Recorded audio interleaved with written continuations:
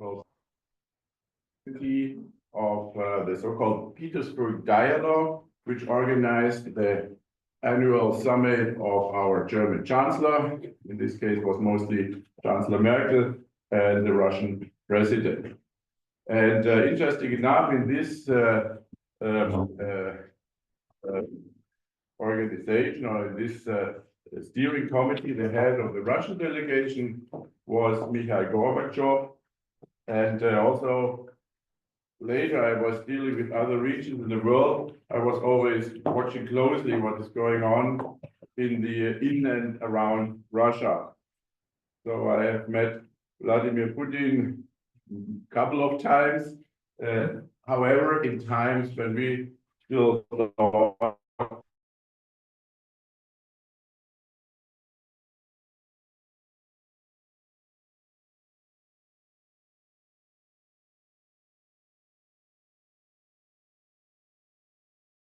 agenda.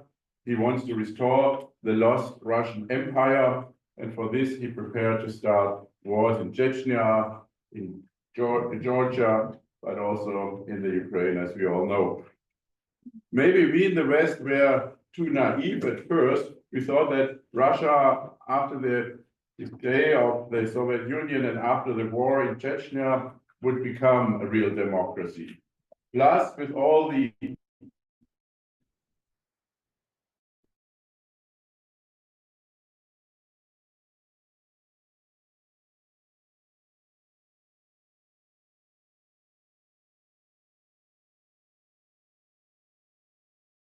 not being a political or security threat to us at all, neither to Europe nor to the United States. We thought Russia will not be a troublemaker in the future. Of course, there were always warnings inside Russia and outside, and Putin made no bones about describing the collapse of the Soviet Union as an unexcusable accident in history that needs to be remedied. In his eyes, Russia needed to become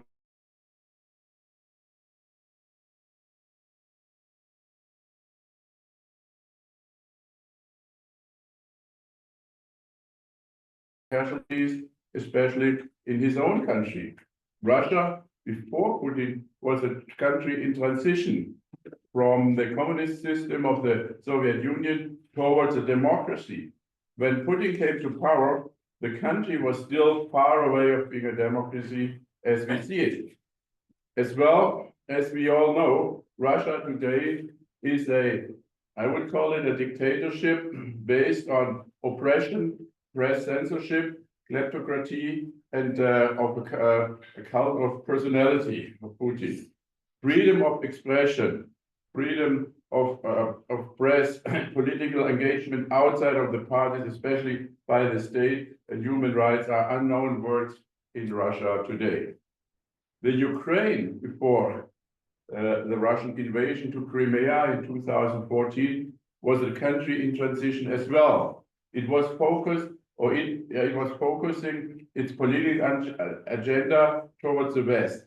But politically and socially, Ukraine was still a long way from becoming a member of the European Union. Political instability and corruption were the main obstacles for such a membership. Nevertheless, Ukraine was overall on the right track. And I was in the Ukraine during the so-called Orange Revolution in 2004, and later I was an election observer during their first free election. Even so, there were many violations in electoral fraud back then. One could see the strong will of the people to live in freedom and to be politically as far away from Russia as possible. Yes, there was and there still is a strong Russian minority in Ukraine, but even for that, a solution could have been found which would have been acceptable to everyone involved.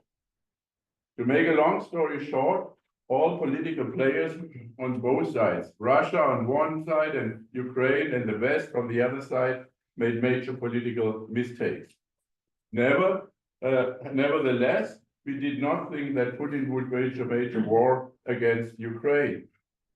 But Putin also imagined things different with Ukraine. He assumed that he would fight a short war there, from which he could or would emerge as a shining winner. From the Western perspective, Putin is a loser, regardless of the outcome of the war after, at least after all those 3 years. And besides some lunatic countries like North Korea, which I once visited, and besides support from China, Putin at the moment is very isolated from the rest of the world. Even so, I hear that not all sanctions against Russia are having the desired effect. I'm sure they are hurting the country tremendously. The strongest player in geopolitics is the United States, a country which seems to be in transition as well. The good times of a very close American-European friendship and unshakable transatlantic relations seems gone almost overnight. Almost daily, we hear from President Trump or from the American Secretary of State that Europe exploits the United States in the past decades. For this, we need to be punished by questioning NATO, as well as introducing tariffs and import taxes. Politics of mutual trust is replaced by a politic of carrot and sticks. A close friendship that had grown over decades was wiped out by a decree. So, in a way, the United States is also in transition and makes Europe a region of transition as well. The transatlantic security partnership between the United States and Europe is becoming fragile. The strongest security protection shield, the NATO, seems to be in limbo, and no one knows where it's going. In the coming years, the European Union countries invest heavily in defense, and they discuss about a common nuclear shield. There is a lot going on in the old world. Therefore, today's symposium, which has the title Resilience and Borders in Europe, I think is most current. The Château Pourtalès is the right place to discuss such current politics and geopolitical issues and border conflicts. It is not just a historic place which has seen kings and queens, presidents, and other political leaders. The Château is symbolic for the changeful and often very painful German French, and thus to European history and relation. In the 19th century, Countess Mélanie de Pourtalès tried to smooth political friction between France and Germany. Also, she could not avoid the war between the two countries in 1870. She never gave up to the idea of a peaceful Europe. She died in 1914, just before the beginning of the First World War. She has not seen the horrors of that war, neither the Second World War. Although she and her people suffered under the German occupation here in Alsace, it would have been beyond her imagination to recognize to what extent human beings are able to terrorize the world in the 20th and 21st century. I think Mélanie de Pourtalès would have loved to listen and to participate in our symposium today, to see and listen to scholars and to students discussing world politics or Europe and border politics would make her happy, so that I'm sure. I am proud and very happy to welcome very distinguished guest speakers and panelists, high caliber experts and scholars from most distinguished universities from Europe and far beyond. Once again, the Castle Talk will provide a great platform for discussion, discuss the world politics and international issues. I'm very happy to see French as well as international students from the United States, from Japan, South Korea, Germany, I don't know, probably numerous other countries, and you're all most welcome. So, looking at the group here, also students here from the Château, we have looking at your looking at our students from the United States, at your country through a geopolitical eye, your country, United States, is about 18 times bigger than France and more than 27 times larger than my home country, Germany. However, the United States has two borders only, Mexico and to the south and Canada to the north, whereas France has 7 borders, Germany, Switzerland, Italy, Spain, Andorra, Monaco, Luxembourg, and Belgium. Germany has 9 borders, Denmark, Poland, Czech Republic, Austria, Switzerland, France, Belgium, and the Netherlands. Before the fall of the Iron Curtain in 1989, Germany had a border directly with the communist world with the so-called Warsaw Pact. Today, Germany is surrounded by friends, mostly EU member states. For a long time, national borders for us seem totally obsolete. Population-wise, the numbers between Europe and the United States are quite different. The United States has a population of 340 million people. The EU has around 450 million people, and the total of Europe has more. The total Europe has more than 745 million people. And looking at these figures, it is clear that Europe needs to look after its own security. But Europe needs time for this to do, and we need time to organize our security in Europe. The students during this symposium, please don't be shy. Share your opinion with all of us and ask when you have questions. I look forward to once more a fruitful and a lively symposium here at the Château de Pourtalès.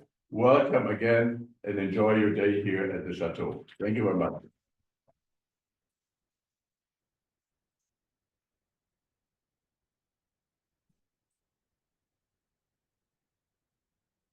Okay, maybe I announce the transition. We now have a keynote with 3 distinguished guests that come from the border from France and Spain. If Martin, if you want to put on the PowerPoint, si tu peux mettre le PowerPoint. This will be the keynote as an introduction to resilience before it's your turn, the students, to talk. I would ça marche. J'arrête. Non, tu arrêtes pas. Faut mettre le... Non, tu arrêtes pas. On va faire partager l'écran. Okay. Il est où ton PowerPoint? Il est sur le bureau. Non, il faut le... Ah oui, attends. Alors, mais il était là, non? Il est là. On va ouvrir.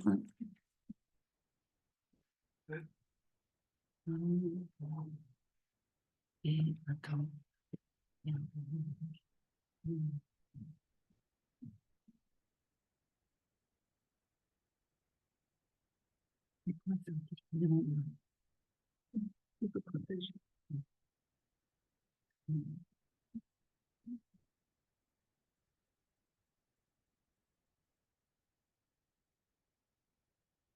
Il n'est pas là, il est là. Oui. Voilà.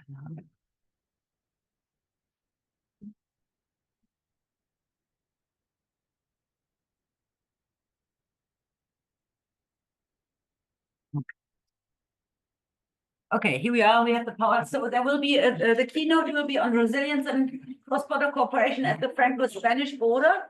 And maybe you can present yourself before you start. Vous pouvez vous présenter avant de vous lancer. Martine, si tu te présentes en français, je traduis. Hein? Ok. Ok. Joseph Marie, je traduis.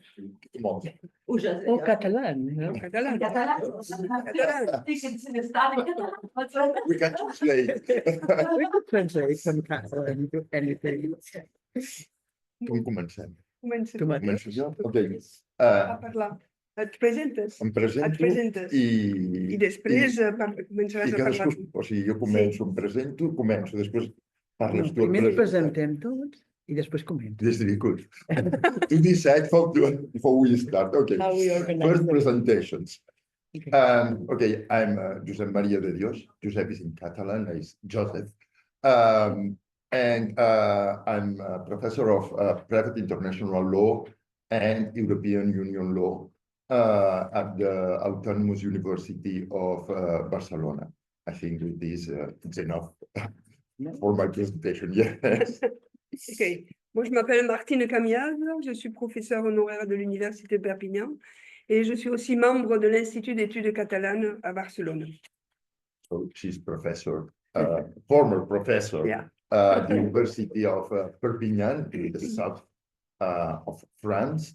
And she's also a member of the Institute of Catalan Studies in Barcelona.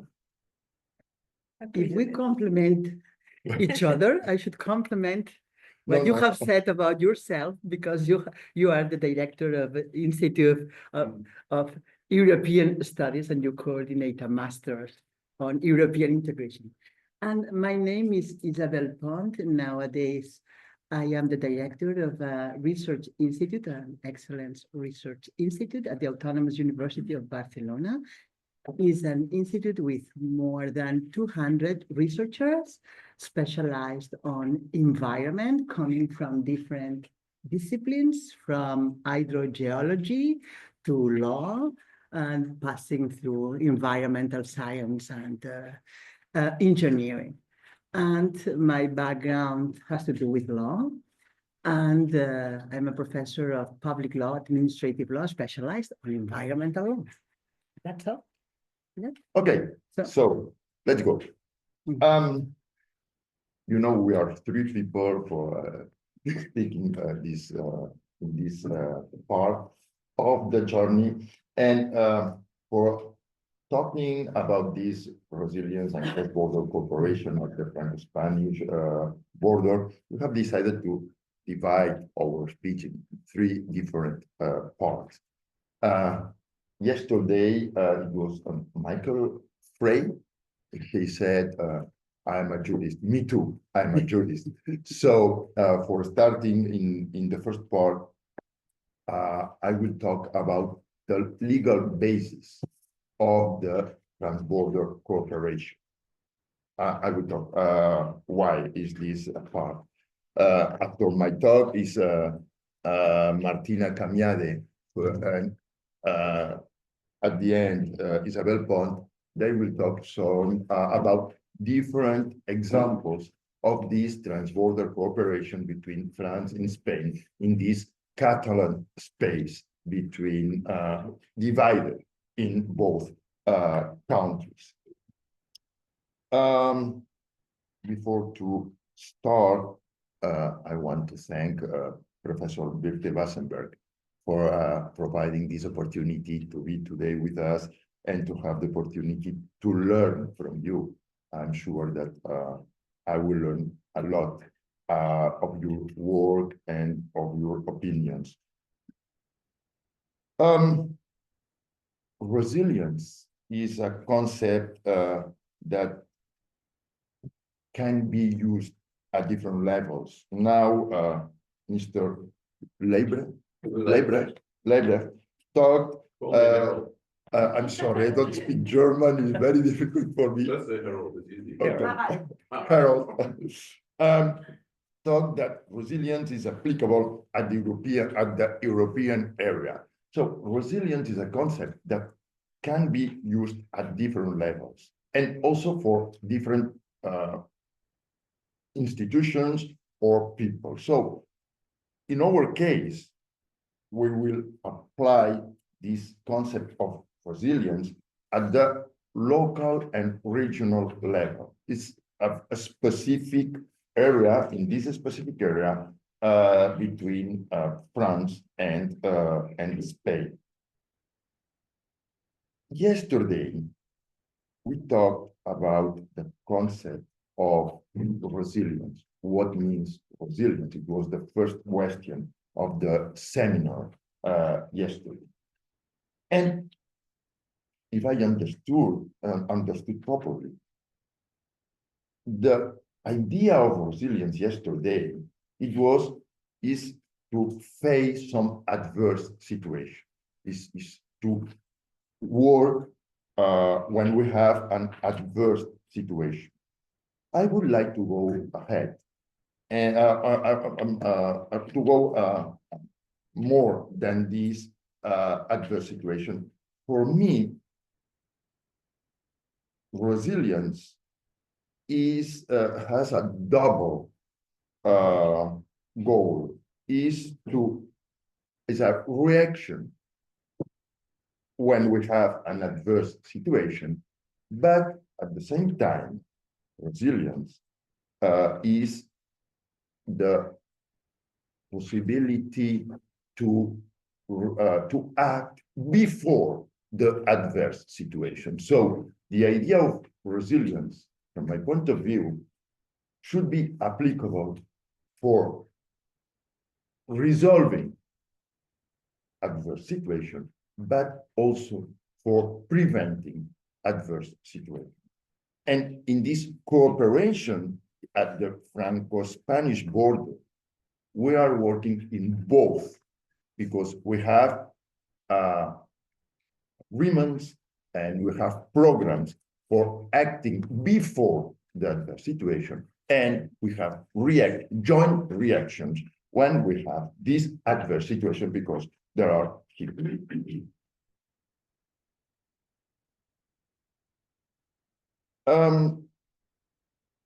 when we talk about this transborder cooperation,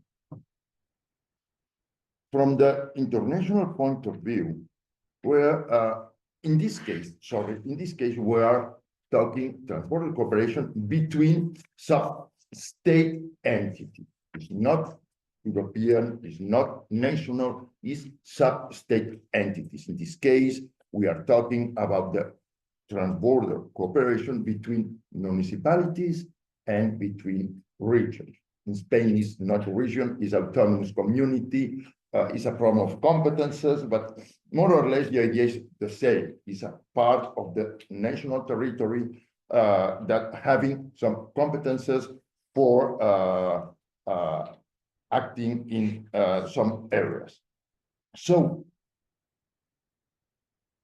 we have to distinguish this transborder cooperation of the international cooperation with sub-state entities. In our case, we talk of transborder cooperation. That means it's a cooperation between sub-state entities who are very close, that we share, that we have a common border, we share the border, and we have some common problems and some joint life.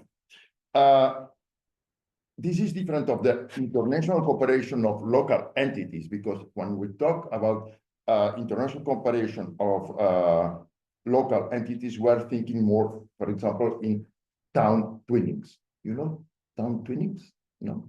Yes, no? Okay, sorry. So we are, I prefer to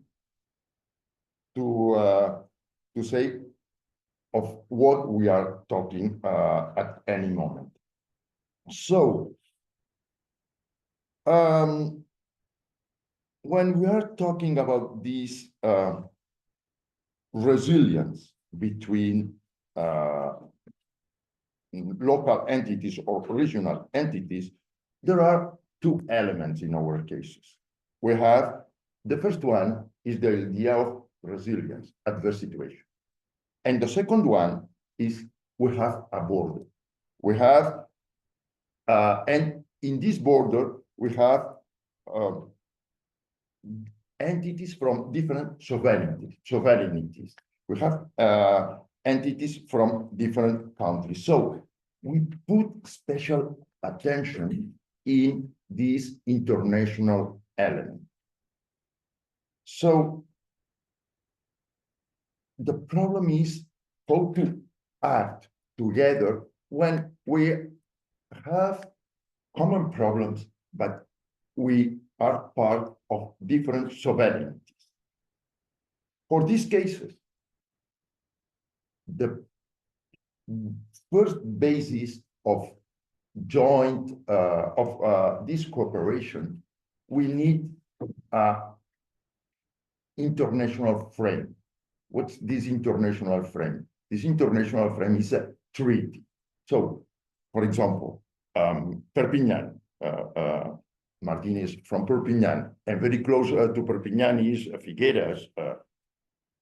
Perpignan and Figueras, they cannot work together if there is not this international cooperation between France and Spain. We have this international treaty permitting that local entities can cooperate. Why? Because local entities in France or in Spain, they don't have international competence. The international competence is of the state. So the state has, both states, they have one international treaty, and under this international treaty, sub-state entities have the possibility to work together. Yes, this is a little complex, but not difficult. So thanks to these international treaties and thanks to this cooperation, I think we can consider that we have moved from the border as a separation to the border as a space of cooperation. We have moved from the idea of border of the 19th century idea of border like a different sovereignty, and we have moved to this idea of borders as a space. It's an opportunity for working together, for resolving joint common problems with joint activities. So we are talking about the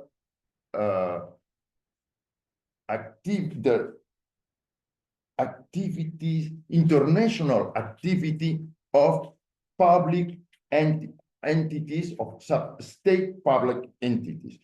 Is very related to the multi-level governance that yesterday they talked also about this idea.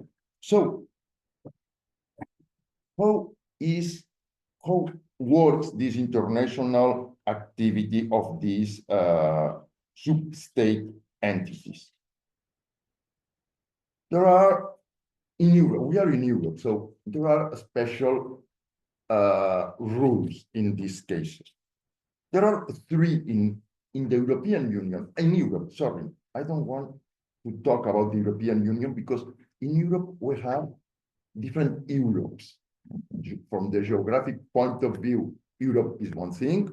We are talking about Russia. Russia is part of, from the geographic perspective, is part of the Europe, but we have different Europes. For example, we have here in Strasbourg, we have the Council of Europe.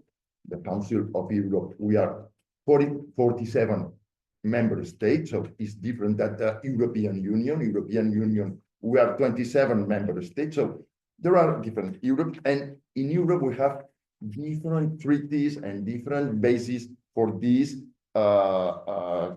cross-border cooperation. The first one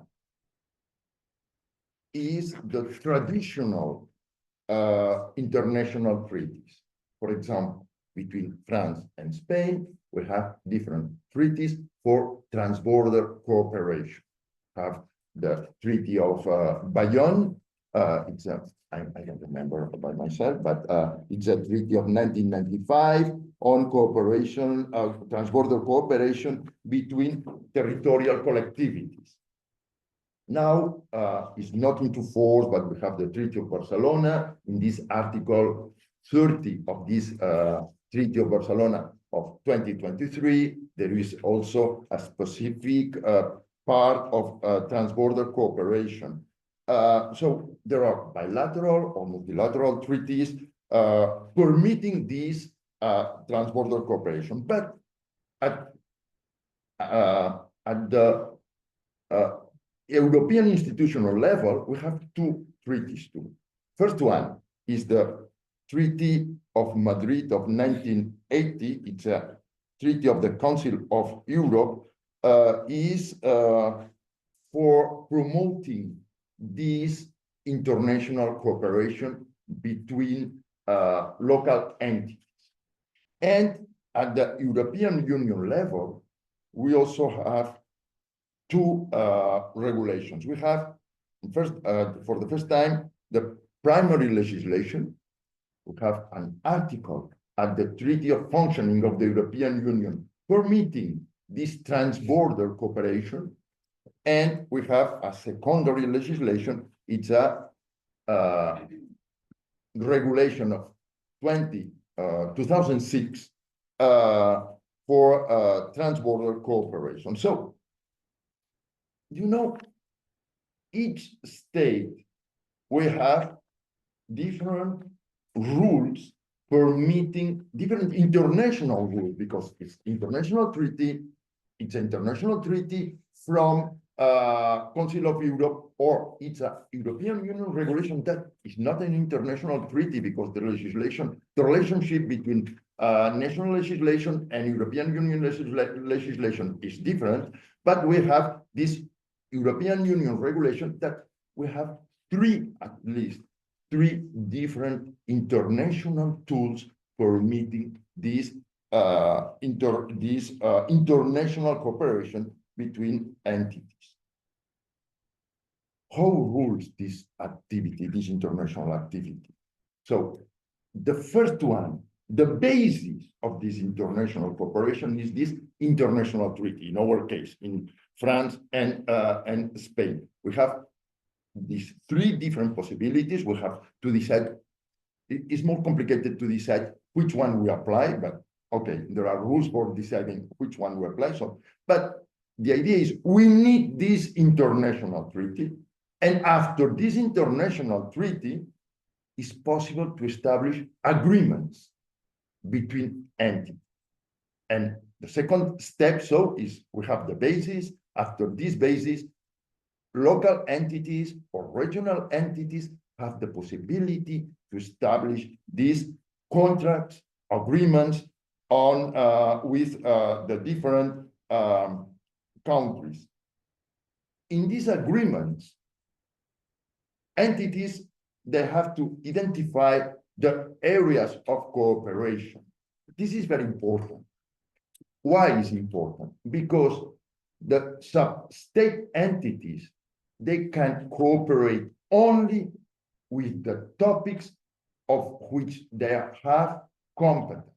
For example, in Spain, local entities, they don't have competence on security. So it's not possible that Figueres and Perpignan, they establish an agreement for working or for cooperating in security. Why not? Because Figueres has not competence in security. So they can only work in the areas on which there are competence. Normally is, for example, on topics on environment and nature, tourism and commerce, health, and in some other aspects that with this competence.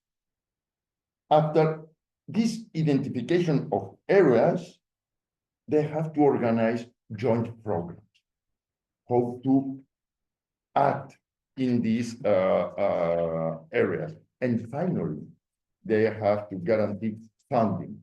This funding could be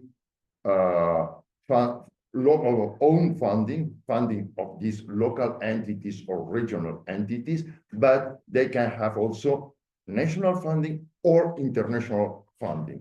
So after having all of these different areas, or after having all of these steps, we have the possibility to start working together. For finishing the idea of my speech, and because law is not always easy to understand, I think the basic idea is for this international cooperation, for this cross-border cooperation between state entities is absolutely needed an international agreement. Local entities or regional entities, they cannot agree if they don't have the permission of the state. And after having the permission of the state, and this permission of the state is in an international treaty, they can work with this transborder. It is possible to establish this transborder cooperation. And after, I don't know, I think I have spent more time than, sorry. And now, Martina, you can start with some specific examples.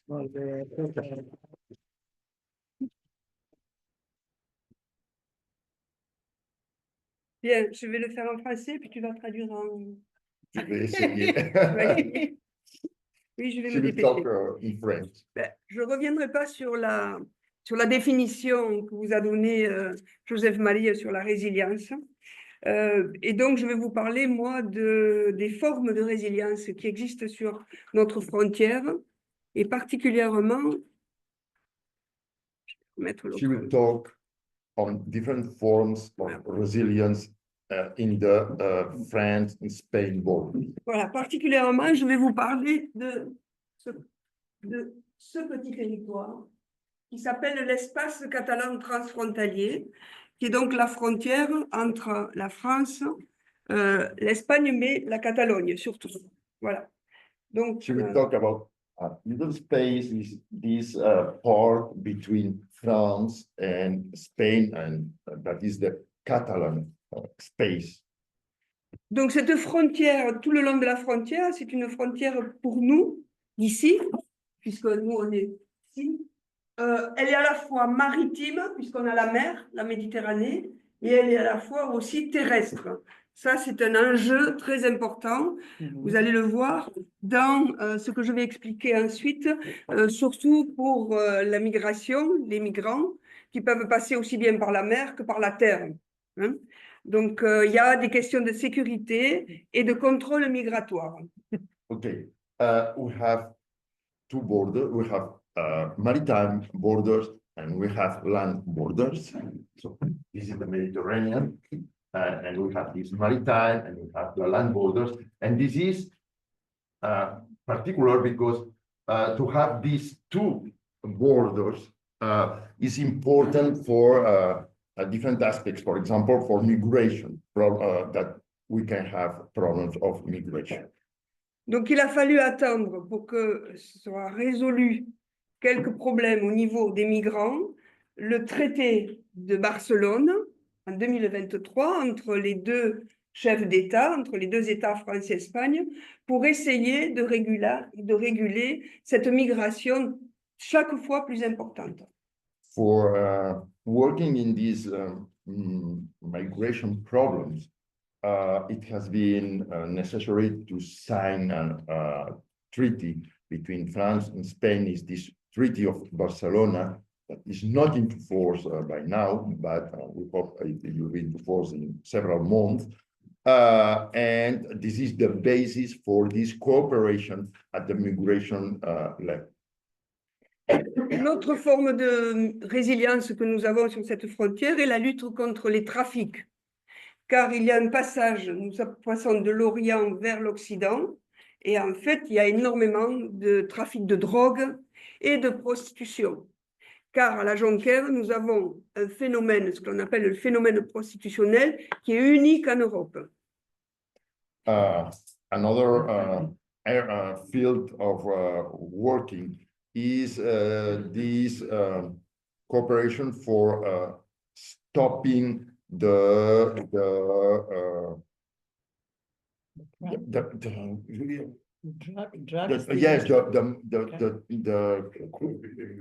trafficking, yes, the trafficking of drugs and persons and prostitution, because in this area there is prostitution is a very problematic aspect. Oui. Donc, à la fois les douanes françaises, la police des frontières, disons, travaillent ensemble pour effectivement renforcer ces contrôles et partager des informations. Et en 2003 a été créé le Centre de coopération transfrontalière en matière douanière et policière. Je suis en français, je ne sais pas. Si vous voulez, Okay, no, no. I'm working 3 languages, sorry. And in Spain, between Spain and France, we have created this center of transborder cooperation in douane and police aspects. Is for working together just for the aspects that we have talked before, and is in order to work together for adapting the efforts to these new ways of traffic.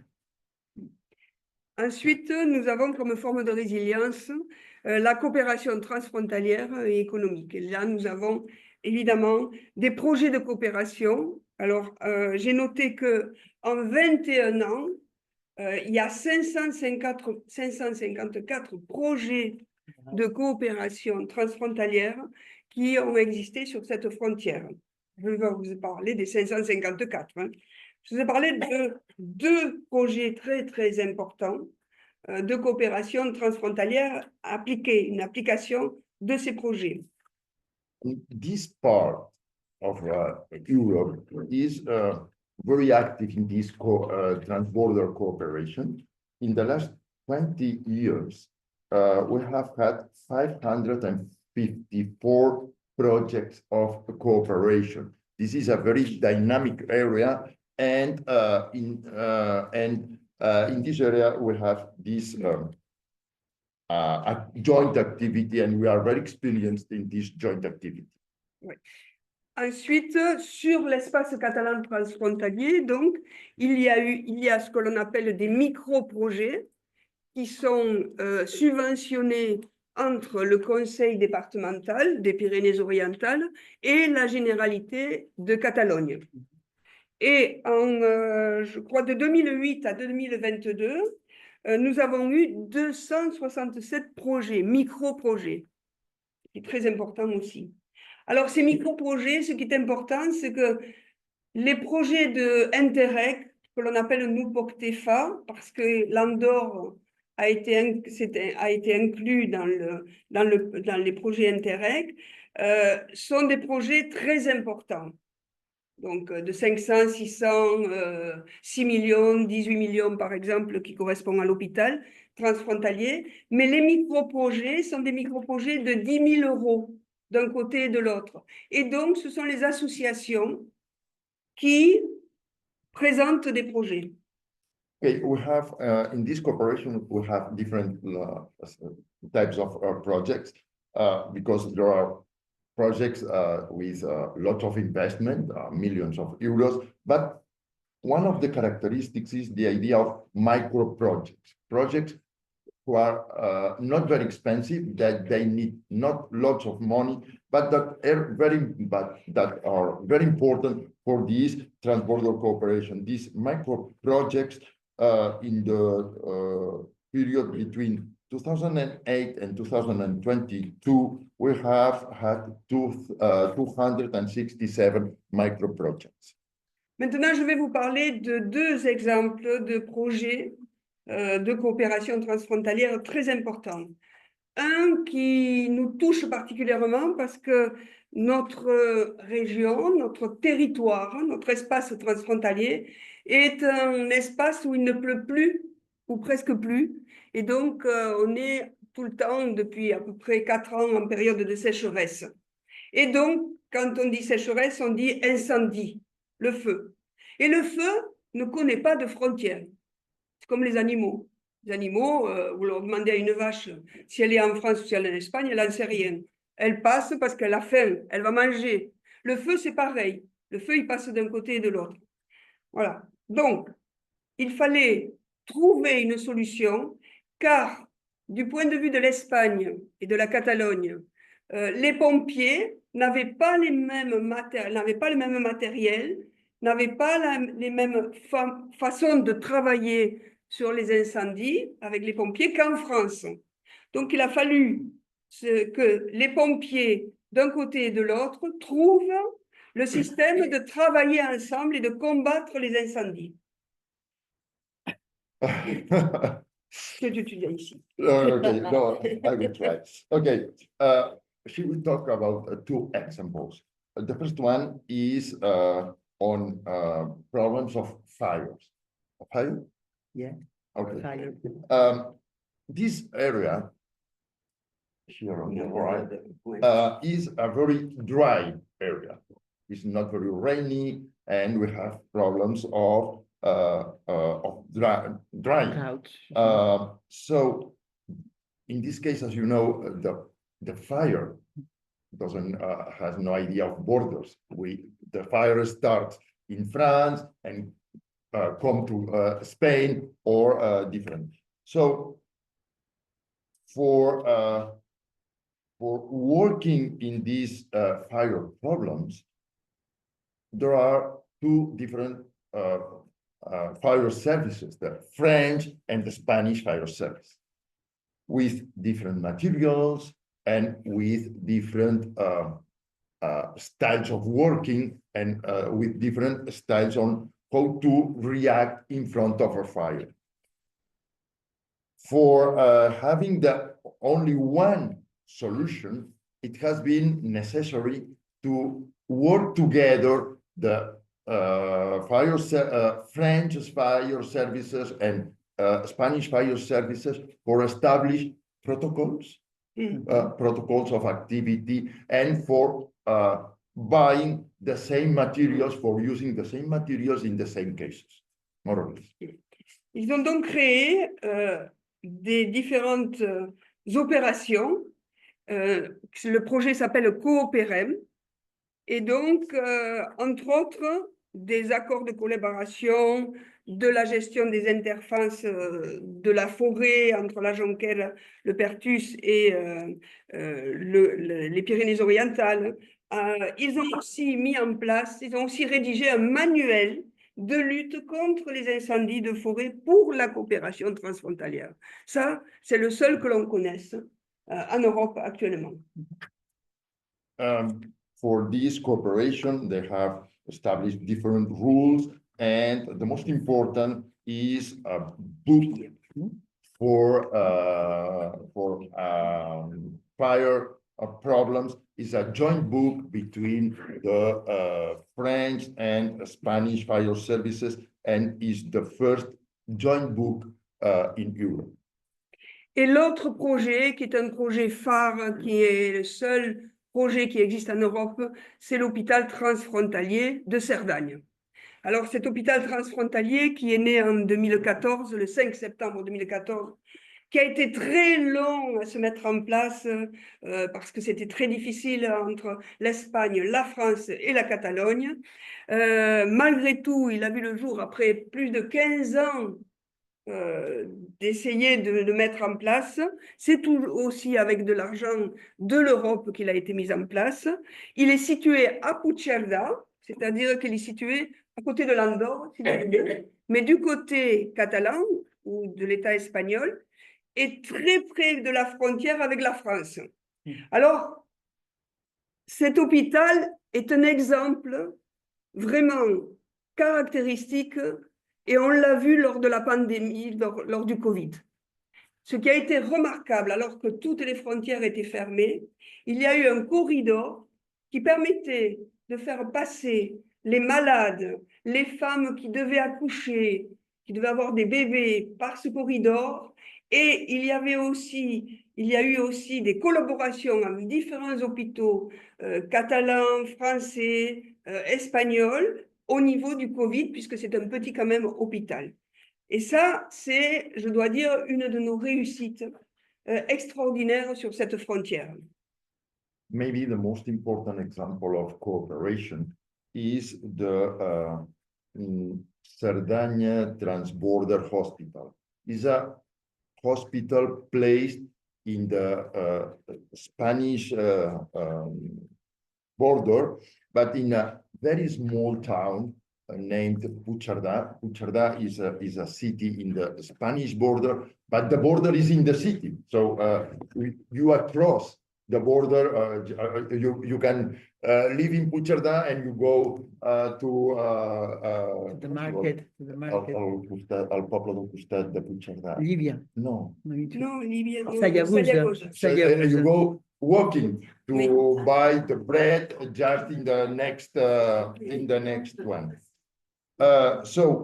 This one is the best, maybe is one of the most important, not for this cooperation between France and Spain, but also in Europe, because it's the only example of transborder hospital, and it has been very important for the pandemic time.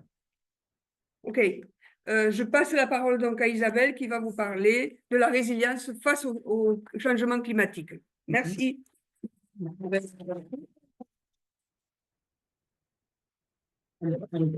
Posso organizzare italiano? Sì. Okay. So it is quite incredible for me to be on a table where 3 people speak Catalan among themselves, and now speaking French, translating to English. This is absolutely crazy for me. So first of all, thank you for inviting us to come. We are very happy to be here and very honored to stay in this beautiful, beautiful place. So thank you for the university for organizing this, and thank you for you hosting us here. Okay, so I wanted to stress only the point that borders, frontiers for people working in law, borders have effects depending on the topic we are talking about. So, for example, I don't know if you have studied any European environmental law in this course that you have been taking here in Strasbourg, but environment is a very important policy nowadays, and we want to keep it for the European Union. And for you to understand what I'm going to say, I want to share with you some thoughts and some essentials, okay? So just to stress the point that frontiers are important, but not as important. Borders are not as important as in other topics. Important for cooperation, for implementation, for enforcement, yes, but policy making is very much on hands of the European Union nowadays. So we have some specialities at the regional level, at the local level, enhancing what the directives and regulations are saying, but the minimum standards should be applied on the same sense in anywhere in Europe. So let's focus ourselves in 3 examples, because Martina has given us many others. So a truck is bringing some waste from Germany to be treated in Spain, for example. Or a river is crossing the Spanish-French border. And we need to guarantee that the waste is going to be managed properly, and we need to guarantee the quality of the river for swimming purposes, for drinking, and so on. And a little bird is coming from the north of Europe to Barcelona. So, for example, this bird is in Annex 1 of a directive called the Birds Directive, and this bird has a name. It's called Chorlitejo patinegro, Curriol camanegre in Catalan, Sanadrius alexandrinus. So those are 3 examples of things that are being regulated under European environmental law and that will cross our borders, and they should be enforced, implemented on similar basis. The framework, the context, what is the context that we have nowadays? Is for us lawyers or for people working on political science, the most important thing to know nowadays is who holds the power on a specific topic. And maybe in a country, it's It's a local entity, it's a regional entity, and in another country is the central government.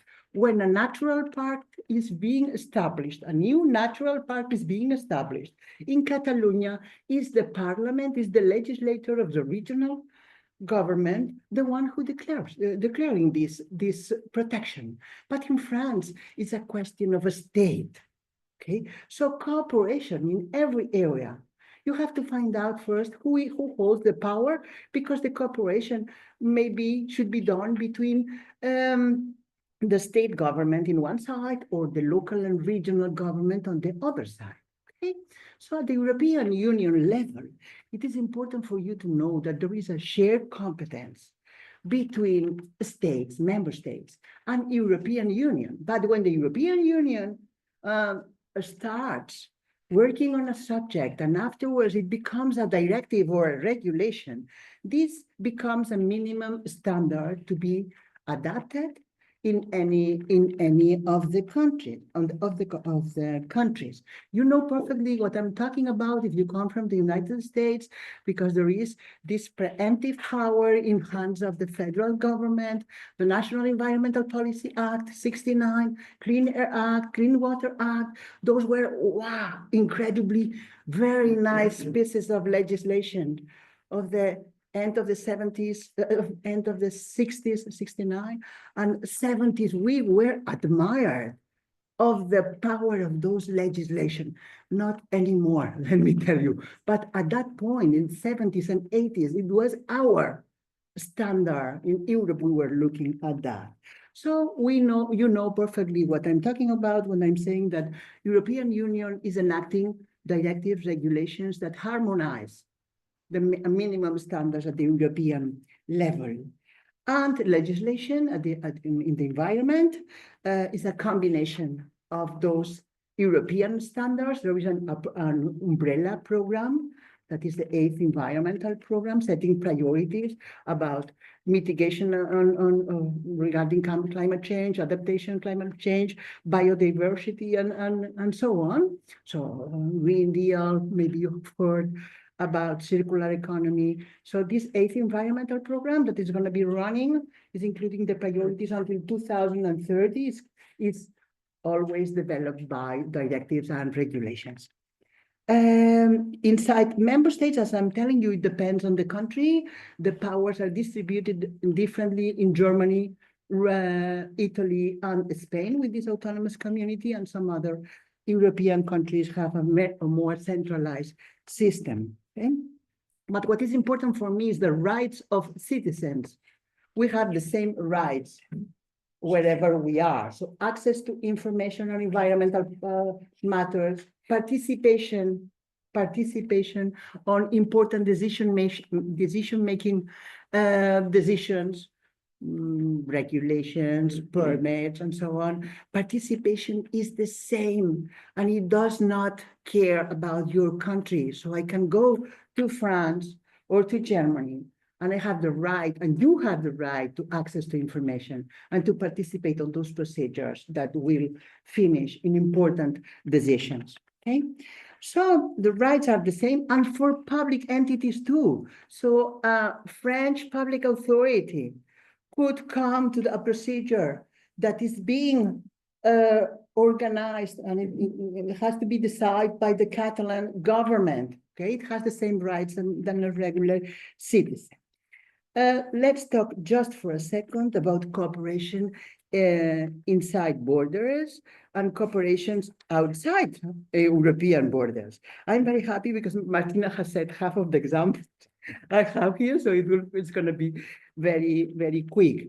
So there are forms of formal cooperation, necessary cooperation. So for example, if we have river basins which are shared between Spain and France, because we have the Garonne, for example, or we have this kind of river basin shared with Portugal. We need for Minho, for Duero, for Guadiana. So we need these formal agreements to get the goal of having enough quality of water and enough water for everybody. This is not easy, huh?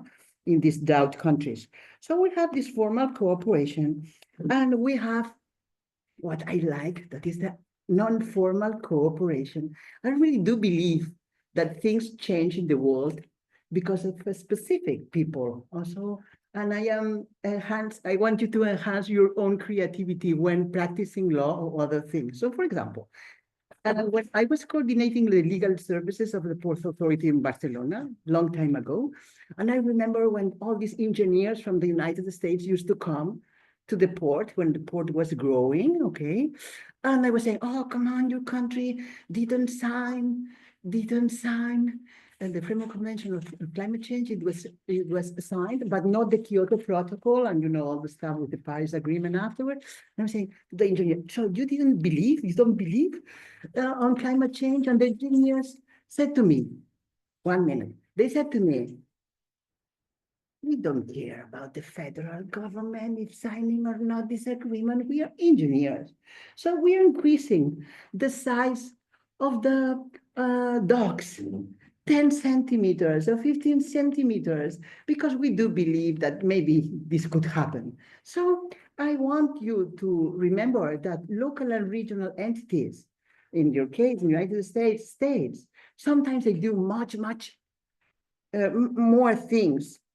And maybe the federal government is important, but to do those things, to continue doing those things is really important too. One other example of this is the creativity shown by the Catalan government, because I was a member of the Conseil d'État Catalan at that point, saying, oh, France has declared this natural park from the border on. Here, we cannot declare things that are on international size. So we are gonna declare a natural park just from the French border to the end. So now we have the size of a natural, the natural size that it was necessary just by doing this. Anyone using their powers, no? So we have things like that.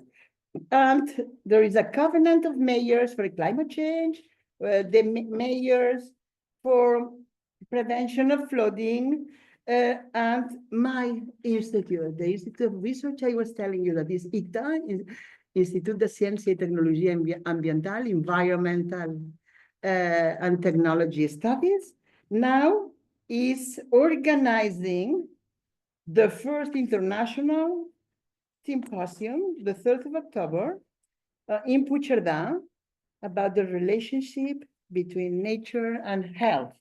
So it's nice, it's a little but nice thing. So thank you to all of you. Okay. And I'm sorry having to cut off because I have to keep I have to keep the time for the students, but it was very interesting. Thanks so much. And now it's I suggest we won't have any questions because I want to make sure that everybody can pass. So I know you're on the starting blocks. So the first group is a group, so maybe you can come point again. And the first group is a group from, I will just put all the power. It's a group from the seaport. And